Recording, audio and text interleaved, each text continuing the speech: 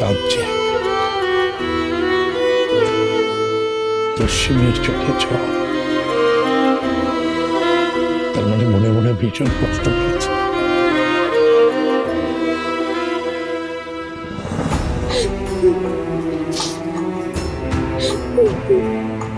চয়নিকা, কাঁদছো কেন? কি করবো জেঠুমনি, আমার যে ভীষণ কান্না পাচ্ছে। বাড়ির কথা মনে পড়ছে বুঝি? দেখো মা, নতুন বউ হয়ে এই বাড়িতে এসেছ, কান্নাকাটি করলে এই বাড়ির অমঙ্গল হবে। একে তো অশান্তির শেষ নেই। ও, সবাই খালি বাড়ির অশান্তিটাই দেখছে, আর আমার মনের মধ্যে যে অশান্তিটা হচ্ছে সেটার কি হবে? কারোর খেয়াল আছে এই বাড়িতে? আমি এই বাড়িতে একা একা ঘুরে বেড়াচ্ছি, কারোর তো কোনো ভরক্ষেপ মাত্র নেই। সবাই আমার থেকে দূরে দূরে চলে যাচ্ছে, সবাই বাড়ির দরজা বন্ধ করে দিয়ে ফোন দিয়ে আসছে। কি করে আমাকে বাড়ি থেকে তাড়ানো যায়? না না না, তা কেন? হ্যাঁ তাই তো, সত্যিই তো, এই বাড়িতে কেউ বোঝে না চুনি খুব লক্ষ্মী। হ্যাঁ, সে আর বলতে। হ্যাঁ বটেই তো, আমাকে যে যা বলেছে আমি সব কাজ করে দিয়েছি। মাছ ধরতে বললো, ধরে দিয়েছি। আমি বিষে খুঁজে দিতে বললো, আমি সেটাও খুঁজে এনে দিয়েছি। আচ্ছা আমি কি করতে পারি বলুন তো, যদি ভূত বুড়ি আমার কাছ থেকে ওটা নিয়ে নেয়? তারপর মেজমাই তো আমাকে বললো, যেমন পারো যা খুশি পারো রান্না করতে। আমি তো তাই করে এনে দিলাম। আবার ভূত বুড়ি আমাকে কেস খাইয়ে দিল, অত রান্না করতে আমি ওকে বলেছিলাম। আর আপনিও তো আমাকে একটা কাজ দিয়েছিলেন, আমি তো সেটাও করে এলাম। সে কথাটা জিজ্ঞেস করেছো? তুমি ওনাকে জিজ্ঞেস করেছো যে আমাদের বাড়ির উপর ওনার কেন এত রাগ? করেছি তো। তা তিনি কি বললেন?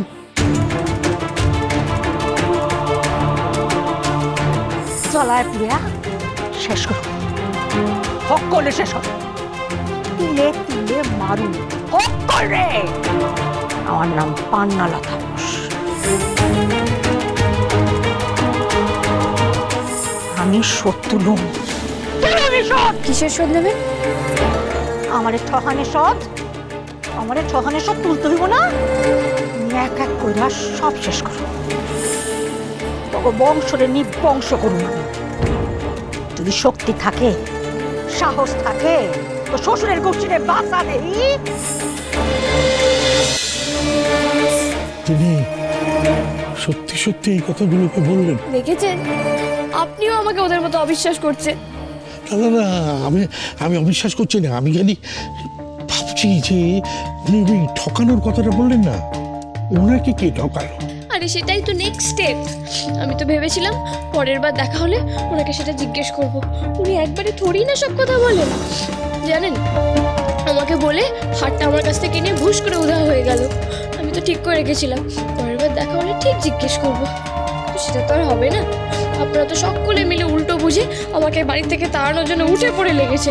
তখন আমি বাকি কাজটা কি করে করবো বলুন তো? চয়নিকার কথাগুলো মিথ্যে বলে মনে হচ্ছে না। এটা তো 15 বছর আগেকার চিঠি, শ্রীমতী পান্নালতা বসু।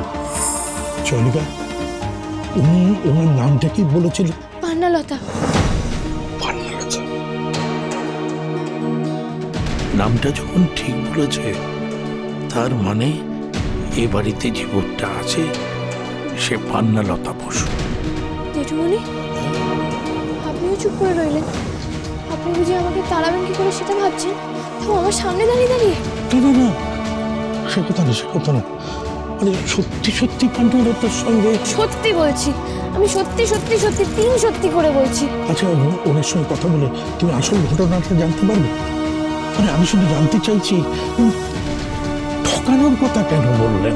আচ্ছা, কেনর উত্তর আমি পাবো কি করে? আমি তো আর থাকবো না, আমাকে তো এখান থেকে তাড়িয়ে দেওয়া হবে।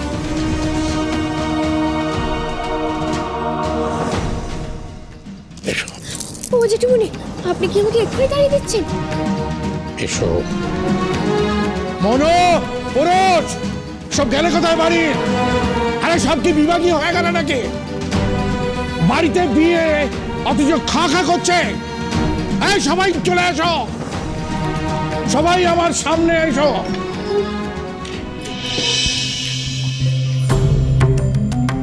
দেখেছো দিদি, দাদা মেয়েটার হাত ধরে দাঁড়িয়ে আছে। আমাদেরকে আর কিছু করতে হবে না, দাদাই বিদায় করে দেবে আজকে মেয়েটাকে। কে জানে। আচ্ছা, এটা হাঁকাহাঁকির কি আছে? হাঁকাহাঁকি হবে না তো কি হবে? বাড়ির নতুন বউ, তার উপর কারো কোনো খেয়াল আছে? সে একা একা ঘুরে বেড়াচ্ছে। আর কিছুক্ষণের মধ্যে বাড়ির সমস্ত নিমন্ত্রিত লোকজন আসতে শুরু করে দেবে। তারা এসে কি দেখবে? এই অবস্থায় যদি বউকে দেখে তারা কি ভাববে? এদিকে বাড়ির সুনাম মারবে। ওকে সাজাবার ব্যবস্থা করো। মা চয়নিকা, তুমি তিন শাশুড়ির কাছে যাও, ওনারা তোমাকে সাজাবার ব্যবস্থা করে দেবে। না না না না, ও আমরা কেউ পারবো না।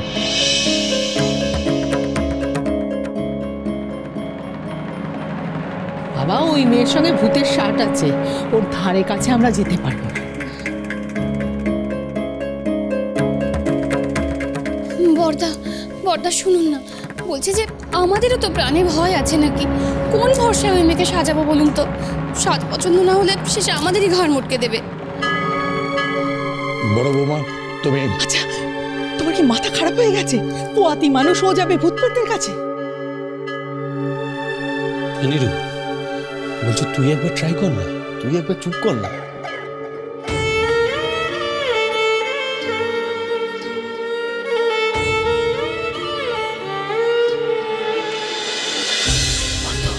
রাজি, জয়া, তোরা নিরুর বউকে না না জেঠুমনি, ভূতের কোনো কারবারে আমি নেই। আমিও পারবো না জেঠুমনি, ওই ভূতই আমার বিয়ে ভেস্তে দিচ্ছে, আমি পারবো না। বলছি যে আমি সাজিয়ে দেবো, আমি কিন্তু হেভি সাজাতে পারি। হ্যাঁ, আরে আমাদের পাড়ার সমস্ত বিয়েতে শুধু আমি সাজাই, জানো তো? এই তুই একদম কথা বলবি না, খুব বেশি কথা হয়েছে তোর। চুপ। একদম কিন্তু ধমক দেবেন আমাকে, বলে দিচ্ছি। আমি না ঝি কমিটিতে যদি কমপ্লেন না করেছি। বলে হচ্ছে নাকি মেয়েটাকে তার হলে কে সাজাবে? ওর বাপের বাড়ি থেকে লোক এসে যখন দেখবে মেয়েটার এই অবস্থা, তারা কি ভাববে? দাদা বলছিলাম যে ওই মেয়েকে সাজানো নিয়ে এত ভাবার কি দরকার বলুন তো? না মানে ভূতটাই তো আছে, ওর পোষা, ও সাজিয়ে দিলেই হয়। এই সাধনা, তুমি কি বলছো বলো তো? বলছি মালিক পোষ্যকে সাজাতে পারে, পোষ্য কি মালিককে সাজায়? ভূত কি করে ওকে সাজাবে? ঠিক আছে না, কাউকে সাজাতে হবে না, আমি নিজে নিজেই সেজে নেব। বিয়ের সাজ কখনো একা একা সাজা যায়?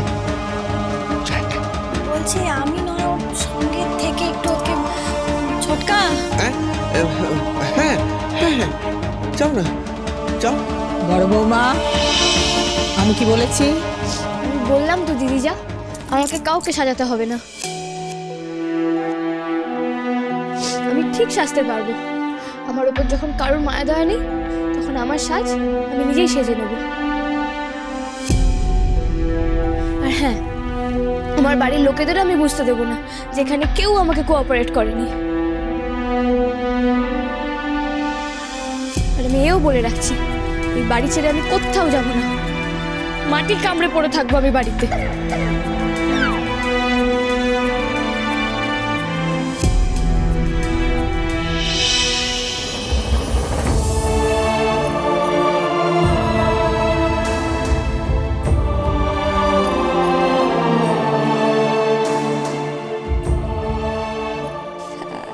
बस कुछ कुछ होता है।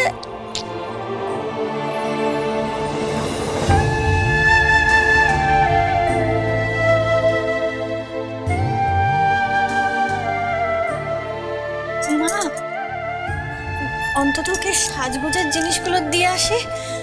শুধু জিনিসগুলোই দেবে, কিন্তু তার বেশি কিছু নয়।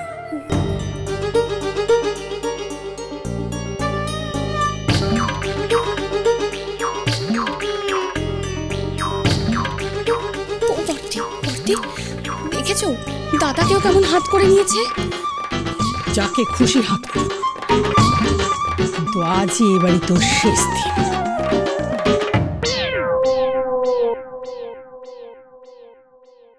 আমি কিন্তু তোমাকে বিশ্বাস করি, সত্যি বলছি। থাক না, তুমি শুধু আমাকে বলে দাও আমাকে কোন ঘরে গিয়ে সাজতে হবে। তোমার ঘরে, ওখানে না শাড়ি গয়না রাখা আছে। আমার ঘর মানে? আরে আজ থেকে তো নিরুর ঘরটাই। না, ওই ঘরে আমি কিছুতেই যাব না।